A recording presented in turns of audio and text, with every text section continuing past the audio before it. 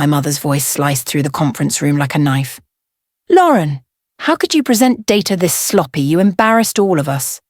My jaw clenched. All of us? I wasn't the one who messed up the report. Tessa was. She stood beside her, clutching her pastel notebook into her chest, wearing that soft, breathy expression she weaponized to get sympathy. "I triple-checked everything," she whispered, eyes glistening. "Lauren, maybe you rushed again. You always overthink." My boss shifted uncomfortably, the entire team watching the humiliation unfold, on family day of all days. I could feel my pulse in my ears. I wasn't just fighting for my reputation. I was fighting decades of being automatically blamed.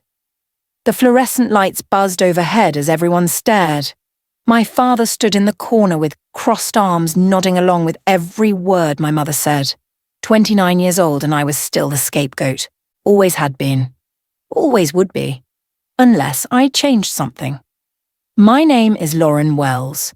I'm 29 years old and work as a project coordinator at a mid-sized medical software company in Ohio.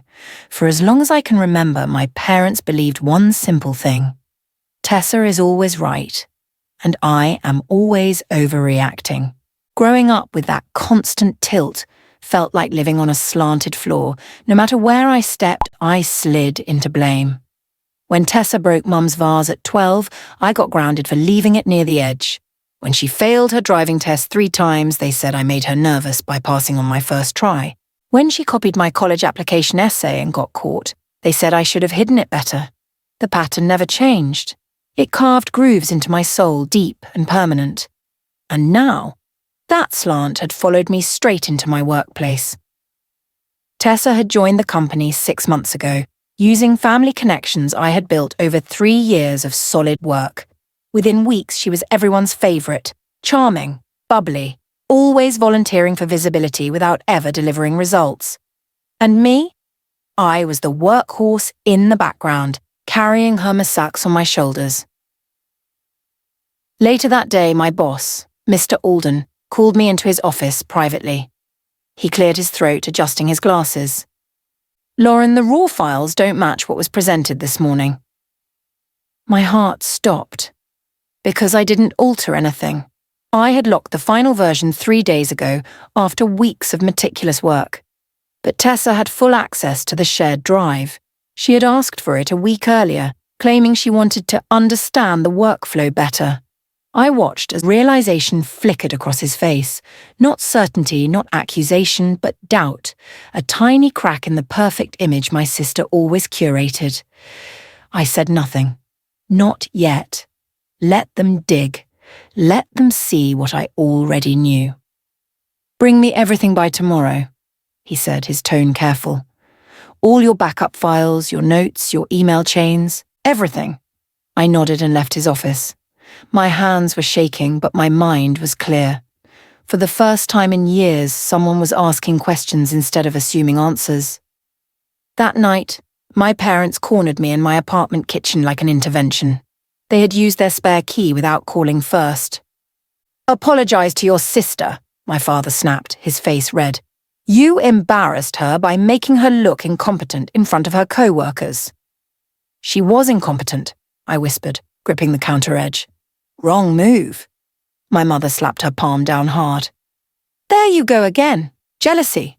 Just like high school when you couldn't stand her being homecoming princess." I stared at them both, not a single question about what actually happened, not one inquiry into my side of the story. They had already made up their minds before arriving. "She called us crying," Mom continued. "Said you sabotaged her on purpose because you can't handle her success." My internal voice was steady now. They've never once asked my side, not once in 29 years. My phone buzzed on the counter, an email notification from HR requesting a meeting tomorrow morning. My father saw my face change. "What now?" he demanded. I didn't answer. I walked into the HR office the next morning expecting punishment. Instead, the HR manager, Miss Pacheco, gestured to a chair with a neutral expression. "Can you walk us through the version history of the quarterly files?" she asked.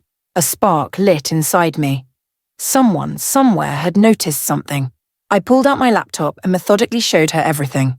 The timestamps on my original files, the email where I notified the team of the final lock, the access logs showing when files were opened after that lock.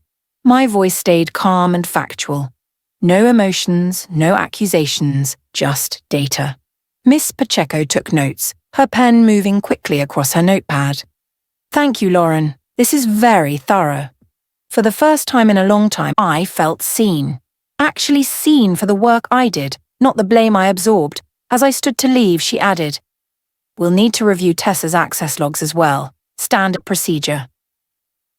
I nodded, keeping my expression neutral, but inside something was shifting. By lunchtime, whispers floated around the office like smoke. Someone tampered with the quarterly numbers, I heard from the break room. Was it Lauren? No, she's too precise for that. Another voice countered. Then who? Tessa tried to insert herself into every conversation, flashing concern, offering unsolicited sympathy for me. I just hope they figure out what went wrong, she said loudly near the copy machine. Lauren works so hard, it must be devastating for her. Fake sugary sympathy dripping from every word. I avoided her completely, keeping my head down and my work focused. People noticed. Some gave me curious looks. Others seemed uncomfortable, like they sensed something was wrong but couldn't pinpoint what. At 2:15, Mr. Alden sent an email to both Tessa and me. Joint review meeting, tomorrow at 9. My stomach tightened. This was it. The moment where everything would either fall apart or finally make sense. I saved the email and took a long breath. Tessa caught me as I grabbed tea in the break room late that afternoon. The office was mostly empty. She glanced around nervously before speaking. If they ask questions tomorrow, just tell them you made a mistake, she said quietly. It's easier that way, for both of us. I stared at her, my hand frozen on the tea bag. Did you alter the report, Tessa? She froze, one heartbeat too long. Her eyes darted to the door, then back to me. Then she smiled, that practiced smile that had gotten her out of trouble our entire lives. I'm trying to help you, Lauren. You always make things so complicated. Help. She always used that word right before she shoved me under a bus. I turned away from her without responding and left the break room. That night, I logged into the building security system, something I had access to as part of my safety committee role. I found what I needed.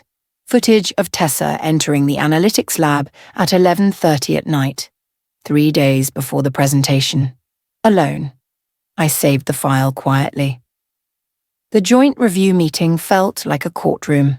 Mr. Alden sat at the head of the table with Miss Pacheco beside him. My parents had shown up uninvited, sitting in the back corner like they belonged there. Alden pulled up the audit logs on the screen. 2 usernames had accessed the quarterly data files after the final lock. One was mine, a single access to export the presentation file. The other was Tessa's. Multiple accesses, including edits made at 11:47 that night. My mother's face drained of colour. My father scowled at the screen as if it were insulting him personally. Tessa blinked rapidly, her voice shaking. I was just checking her work, making sure everything was perfect. You weren't assigned to quality control, Alden replied evenly. And these logs show alterations, not reviews. The silence was deafening. Miss Pacheco leaned forward. We'll need formal statements from both of you by end of day. My parents stood abruptly and left. Tessa followed them, her footsteps quick and unsteady. Instead of rushing my statement, I spent hours drafting a precise, emotionless, factual timeline. Every action I took, every email I sent, every backup I created. No accusations against Tessa. No emotional language. Just timestamps and evidence. People underestimate calmness, especially when they're used to you crying and apologizing. I had spent years being the emotional one, the one who got flustered and defensive. Not anymore. I submitted my statement at 4:53, 13 minutes before the deadline. It was 3 pages long with attached documentation. At 5:30, my phone pinged.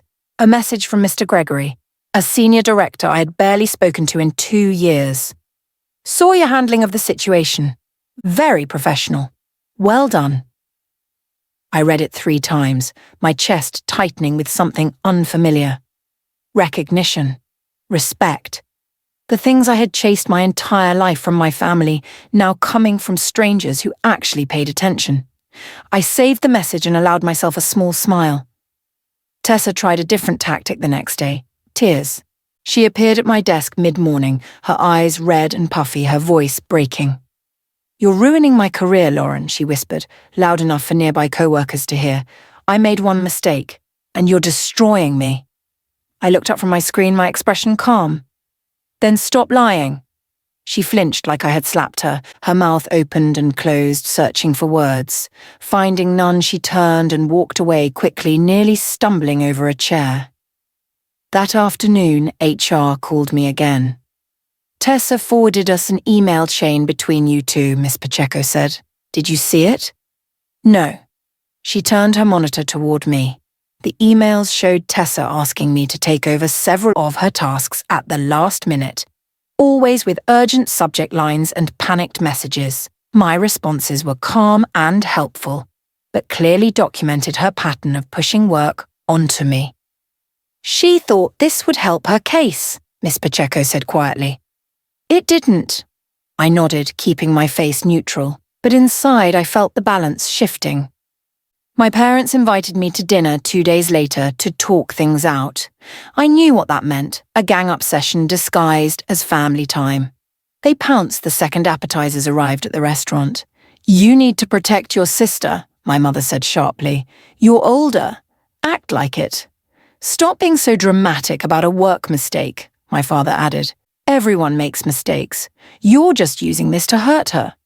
I set down my fork carefully. The restaurant noise faded into background static. "Did either of you even ask what happened?"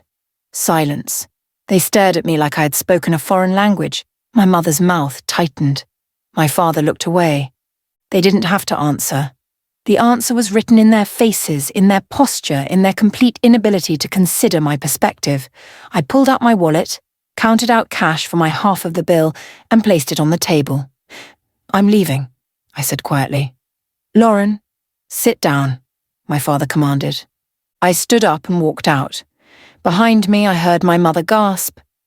They weren't used to me leaving. I was always the one who stayed and absorbed their lectures.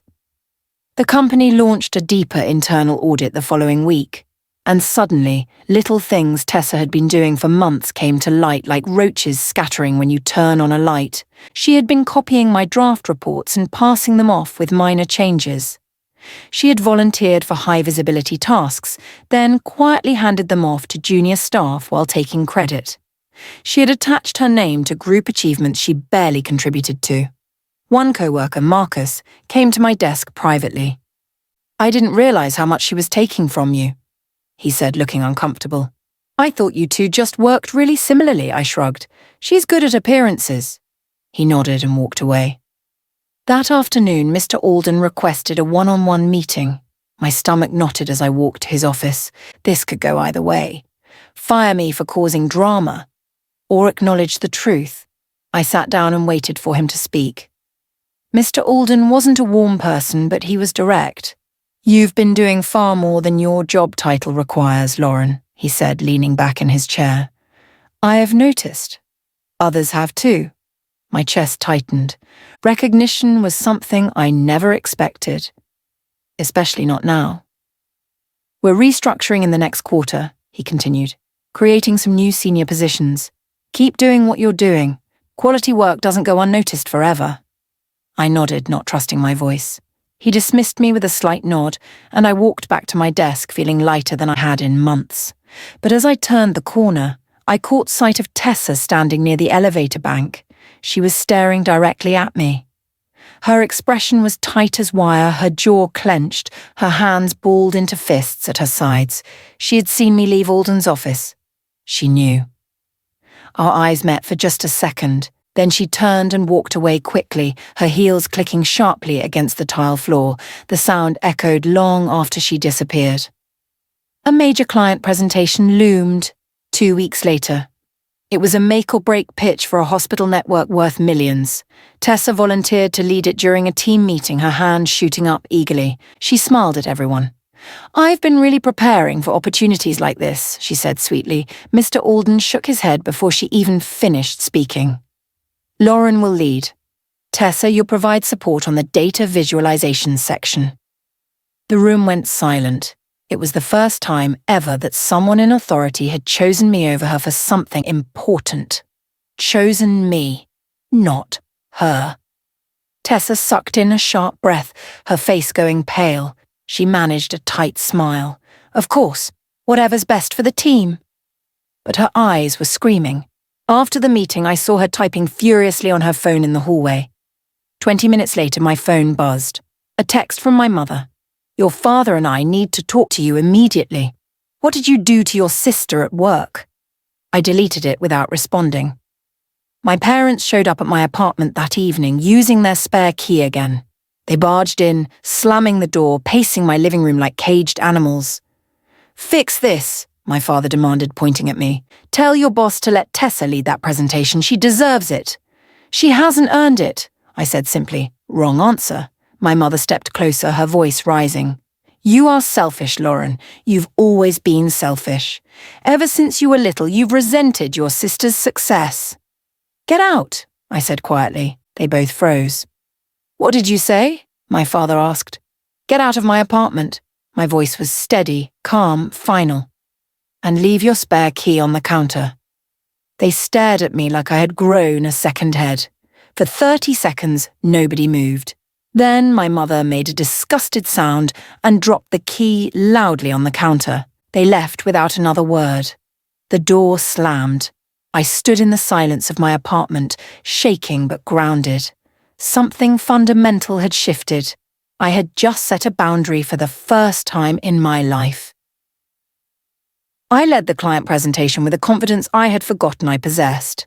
Every slide was crisp, every data point was accurate, every question was anticipated and answered smoothly. The clients loved it. They nodded, smiled, asked engaged questions. Mr. Alden sat in the back row and nodded at me with genuine approval when I finished.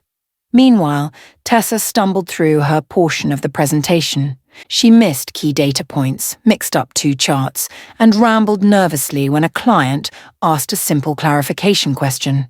She was used to me carrying her, covering her gaps, smoothing over her mistakes. Not anymore. After the meeting, the lead client shook my hand. That was excellent work, Miss Wells, exactly what we needed to see. 2 hours later, that same client sent an email praising the presentation. He copied the entire leadership team, specifically mentioning my clarity and preparation. I read the email 4 times, then I saved it in a special folder. Tessa's desperation became obvious over the next few days. She grew frantic, sloppy. She marched into Mr. Alden's office one afternoon, her voice carrying through the door. Lauren stole my ideas for that presentation, she shouted. She took my notes and my research and presented them as her own. I heard it from my desk. So did half the office. 10 minutes later, Tessa stormed out, her face blotchy and red. Mr. Alden called me in shortly after. She just accused you of intellectual theft, he said, his tone flat. I nodded. I assumed. He rotated his computer monitor toward me. On the screen were the time-stamped project logs. Every file I had created, every draft I had saved, every revision I had documented, all dated weeks before Tessa even knew about the presentation. Your documentation is flawless, he said. Hers is non-existent. I nodded again, saying nothing. There was nothing to say. The evidence spoke for itself. That afternoon, HR sent Tessa an email. Please schedule a follow-up meeting to discuss recent performance concerns. The company announced its restructuring 3 weeks later. A new senior coordinator role was opening. More responsibility, better pay, leadership opportunities. I was shortlisted for an interview. Tessa expected to be shortlisted too. She wasn't. When the announcement went out, she stormed across the office to my cubicle, her face twisted with rage. You think you're better than me now, she hissed. Other people looked up from their desks. I looked at her calmly, my hands folded on my desk. I think I'm exactly who I've always been, I said quietly. You just never saw it. Her mouth opened. closed, opened again. No words came out. She turned and walked away, her shoulders shaking. 2 days later, I received the official invitation for the final interview. It was scheduled for the following Monday. I prepared like my life depended on it, because in a way it did. This wasn't just about a job, it was about proving to myself that competence mattered more than charm. That truth mattered more than performance. That I mattered. My parents called another family meeting the weekend before my interview. I didn't go. Instead, I turned off my phone and went for a long walk in the park near my apartment. When I returned 2 hours later, both their cars were parked outside my building. They were waiting in the lobby. "Don't take that job," my father said as soon as he saw me. "Your sister needs this win, Lauren. She's struggling." I stopped walking, my keys in my hand. "So she should have my win instead?" My mother stepped forward. "You've always been fine. Tessa needs more support. She's more sensitive." And there it was. The truth they had never said aloud but always believed. I was strong enough to handle being second. Tessa wasn't strong enough to handle not being first. They didn't want equal daughters. They wanted a shining daughter and a shadow daughter, a star and a scapegoat. And I was done playing that role. I walked past them without responding, unlocked the building door, and went upstairs alone. The final interview panel consisted of Mr. Alden, Miss Pacheco, and 2 senior directors I didn't know well. They asked tough questions. Describe a time you handled conflict in a team setting. How do you prioritize competing deadlines? What does leadership mean to you? I answered each question with calm confidence, drawing on real examples from my 3 years at the company. I talked about responsibility, about owning mistakes, about lifting teams instead of undermining them. Everything Tessa had never once done. When they asked about my long-term goals, I didn't give them rehearsed corporate speak. I told them the truth. I want to build systems that work. I want to lead teams that trust each other. I want to create value that lasts. The directors exchanged glances. Mr. Alden smiled slightly. I walked out of that interview feeling steady, grounded. Win or lose, I had shown them exactly who I was. As I headed toward the elevator, I saw Tessa sitting in the lobby. Her eyes were red. "Don't do this, Lauren," she whispered. I kept walking. The internal audit concluded 1 week later. The findings were damning. Not only had Tessa altered my quarterly data, she had made similar adjustments to smaller projects for months. Nothing illegal, but everything dishonest. Sloppy shortcuts. Arrogant assumptions that no one would check her work, claiming credit for tasks she had delegated to others. All of it was traceable now that people were looking. HR scheduled a performance correction plan meeting with her. I wasn't included, but I heard about it through office gossip. She would be placed on a formal improvement plan with strict oversight for 90 days. One more mistake, and she was gone. My phone buzzed that evening. My mother's name appeared on the screen. I let it go to voicemail. The message was 2 minutes of sobbing and blaming. "How could you do this to her? She's your sister. You've ruined her life because you're jealous. We raised you better than this." I deleted it without finishing it. Then I blocked both their numbers. At 8:12 on a Tuesday morning, I received the email that made me exhale for the first time in years. Subject line: "Congratulations, Lauren Wells." I had earned the senior coordinator position, not through luck, not through favoritism, not through manipulation or charm or weaponized tears, through steady, quiet, consistent effort, through showing up, through doing the work nobody saw, through refusing to crumble under pressure. I read the email 3 times, my hands shaking. Then I stood up from my desk and walked to the break room for coffee, keeping my face neutral even though I wanted to scream with relief. When I returned to my cubicle, Tessa was standing at the entrance. She was trembling, her face pale, her eyes wide with disbelief. "They told you," she whispered. I nodded. "Congratulations, I guess," she said, the words sour in her mouth. I didn't respond. There was nothing left to say between us. She walked away slowly, her shoulders slumped, her perfect image finally shattered. Tessa caught me alone in the parking garage that evening.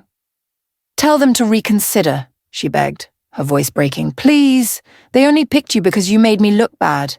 You ruined everything for me on purpose. I stopped walking and turned to face her fully. No, I said gently but firmly. They picked me because I did the work. Because I was reliable. Because I didn't cut corners or blame others when things went wrong. She burst into tears, her whole body shaking. For a moment I felt a flicker of the old instinct. Comfort her, fix it, take the blame. But I didn't. Because this wasn't my responsibility. Her choices had led here, not mine. I'm sorry you're hurting, I said. But I'm not sorry for succeeding. I got in my car and drove away, leaving her standing under the fluorescent lights. My parents called 4 times that night, leaving increasingly angry voicemails. I blocked those numbers too. It felt like shedding weight I didn't know I was carrying. I spent that weekend packing my belongings and moving into a nicer apartment closer to work. 1 bedroom instead of a studio. Big windows with actual sunlight. A kitchen where I could cook without bumping into furniture. No guilt about spending the money. No apologies for wanting something better. Just peace. For the first time in my life, I lived somewhere without walking on emotional eggshells, without bracing for criticism, without wondering when the next blame would land on my shoulders. I arranged my furniture exactly how I wanted it. I hung art I actually liked. I bought plants and put them in the sunny window. Nobody was there to tell me I was being dramatic or selfish or ungrateful. On Sunday evening, I sat on my new couch with a cup of tea and looked around my quiet apartment. This was mine. Built by me. Earned by me. Monday morning, Mr. Alden called me into his office again. My stomach tightened with old instincts, but I walked in calmly. Mr. Alden smiled, an expression I had rarely seen from him. I want you training incoming hires starting next month, he said. You have a clarity and precision that others can learn from. A way of handling pressure that's valuable. The words sank into my bones. Clarity, recognition, value, all the things I had begged my family to give me for 29 years. All the things I had finally learned to give myself. Thank you, I said simply. I'd be honoured. When I left his office, sunlight poured through the tall windows of the corridor. It lit up the hallway in gold. I wasn't thinking about Tessa's downfall. I wasn't thinking about my parents' disappointment. I wasn't thinking about proving anyone wrong. I was thinking about how good it felt to finally choose myself, to set boundaries, to demand respect, to walk away from people who refused to see me. And that was the real victory. Not hurting anyone, not revenge, just proving I didn't need their approval to thrive. I walked back to my desk with my head high, ready for whatever came next. Free.